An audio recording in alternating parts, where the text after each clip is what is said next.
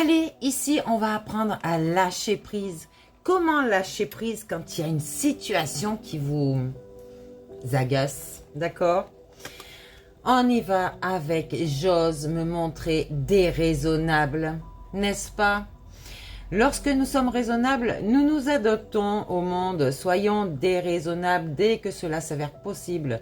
Nous adapterons ainsi le monde à nous-mêmes et offrirons à la vie notre créativité et notre richesse intérieure, d'accord? C'est ce que je vous dis. Quand vous avez besoin de vous affirmer, affirmez-vous, il n'y a pas de souci. Je me lance dans l'inconnu, une activité inhabituelle, une attitude nouvelle. Que faisons-nous toute la journée sinon nous inventer à chaque seconde? Pourquoi ne pas nous incarner profondément dans ce processus qui nous fait avancer? Ok? Ça doit parler à beaucoup de monde, ça. Ouais. J'apprends à dépasser mes limites. Les moments de résistance ne signifient pas que nous sommes arrivés au bout du chemin, mais seulement au bout de ce que nous connaissons. La résistance ne nous montre pas la fin de la route, mais seulement un seuil à dépasser. D'accord? Donc, on arrête de s'enfermer. Ok? Et on arrête de résister à soi. Ici, je ne crains plus de me donner à fond aux situations que je traverse. Nous avons parfois trop d'hésitation, trop de doutes. Pourtant, quel que soit le contexte, dans les affaires comme dans le domaine de l'amour, vient un moment où nous devons nous abandonner et lâcher les rênes pour recevoir ce que la vie nous réserve. D'accord? Ça parle, ça parle. Ici, l'espérance intacte mène mon chemin. Je me le dis et me le redis. L'espérance intacte mène mon chemin.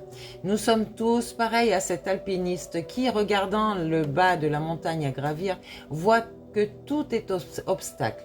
Comme lui, apprenons que c'est en avançant qu'il trouve des pas sages. Ok? J'aime bien ces messages.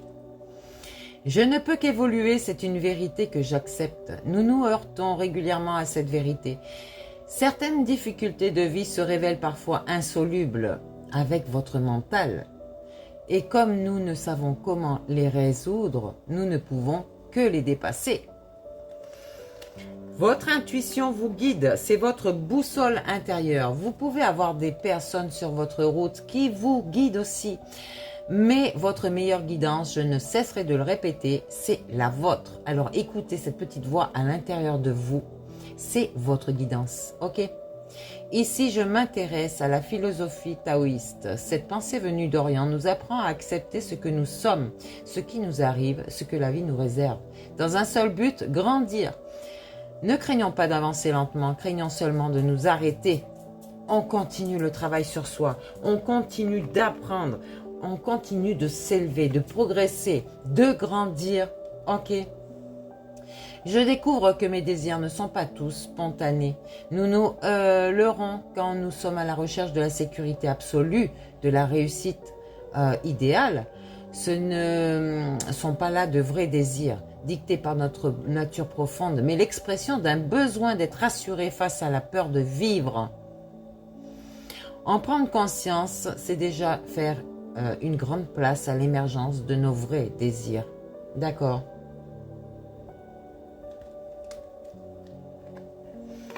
Comme je dis, vous pouvez vous perfectionner.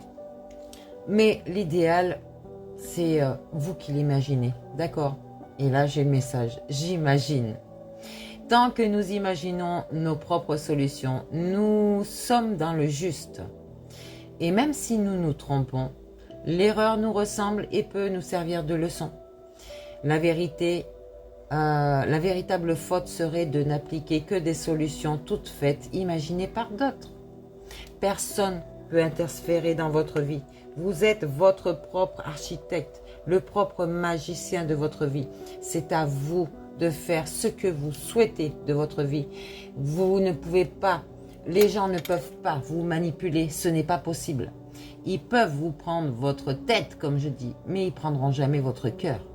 Ok? Ici, j'abandonne mes croyances inutiles. Ne confondons pas foi et croyance. Si la première peut nous aider à soulever des montagnes, Oui, avec la foi. Les secondes nous empêchent parfois de porter un simple caillou. Parce que vous avez des croyances limitantes. C'est notre éducation, c'est notre vie dans la matière. L'éducation, ça englobe beaucoup de choses, hein. Aussi bien au niveau scolaire, aussi bien parental, éducatif, que même au niveau des formations dans le travail. Lorsque nous croyons que tout est difficile, tout le devient. Parce que vous le voulez, vous l'attirez. Et si nous apprenions à croire que tout est possible, attirez, vous avez le champ des possibles. Attirez à vous que, en fait, tout ce qui est dans la matière, c'est rien du tout. D'accord? C'est du matériel. Donc si vous attirez, par exemple, si vous aimez les voyages, si vous avez envie de voyager, c'est pas le matériel qui peut vous retenir quand même. Non. Je refuse de me laisser guider par mes angoisses. Souvent, ne plus emprunter le mauvais chemin équivaut à prendre le bon. C'est clair. Contentons-nous de refuser les choix que nous dictent nos émotions négatives. De plus justes opportunités se présenteront d'elles-mêmes si vous laissez la place. En enlevant ces énergies négatives, vous allez recevoir le positif. Mais pour ça, il faut l'attirer. Donc, lorsque j'ai peur, je laisse l'émotion me traverser sans réagir. Nous sommes souvent confrontés à des situations auxquelles nous ne pouvons répondre dans l'instant et qui provoquent en nous une peur pour ce qui arrive, ce qui risque d'arriver dans l'avenir. Que faire? Rien. Agir immédiatement irait dans le sens de cette peur. Donc regardons-la et laissons-la partir comme elle est venue. L'action future en sera largement allégée. C'est ce que je vous ai dit. Quand vous canalisez, vous avez aussi bien des énergies négatives que des énergies positives, suivant ce que vous attirez, suivant ce que les autres vous envoient. N'oubliez pas, vous êtes un télépathe. D'accord? Vous recevez tout. Et comme je vous dis, attention à la 5G. Internet et ses ondes peuvent vous travailler le mental, peuvent vous manipuler le mental, le contrôler même. Donc, faites bien attention à ça. Essayez de déceler le vrai du faux, d'accord? Allez, on va en prendre encore quelques-uns. Je sais que mes images mentales spontanées ne sont jamais à la hauteur de mes attentes. Ne nous laissons plus mener vers des pensées que nous n'avons pas choisies. Quand ces pensées arrivent, imaginons que nous froissons la page sur laquelle elles s'impriment et remplaçons-la par une image positive, constructive et proche du réel. Ok? Je ne m'identifie plus à mes réactions négatives. Nos réactions négatives ne sont plus souvent que des réflexes acquis. Lorsqu'une telle réaction s'annonce, détendons-nous. Laissons-la se produire sans y participer, sans rien dire, ou sans dire je même, mais simplement en la regardant venir, puis s'en aller. Ok, c'est ce que je disais. Ne retenez pas ça. Les énergies négatives peuvent être des obstacles aussi.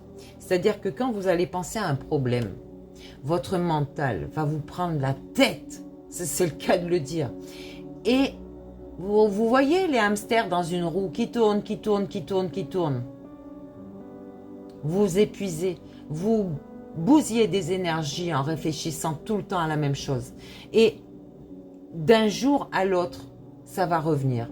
Vous aurez toujours ça dans votre tête, toujours ça. Lâchez prise. Lâchez prise.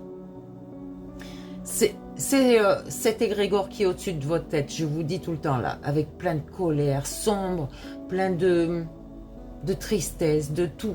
Lâchez prise, laissez tout ça au passé. Ok? Votre passé, c'est votre gauche. Ok? Vous prenez, vous jetez, vous prenez, vous jetez. Vous ne voulez plus d'énergie négative qui viennent vous perturber. Je n'oublie jamais que deux choses il faut ignorer pour agir. Ok? Alors ignorez. C'est mieux.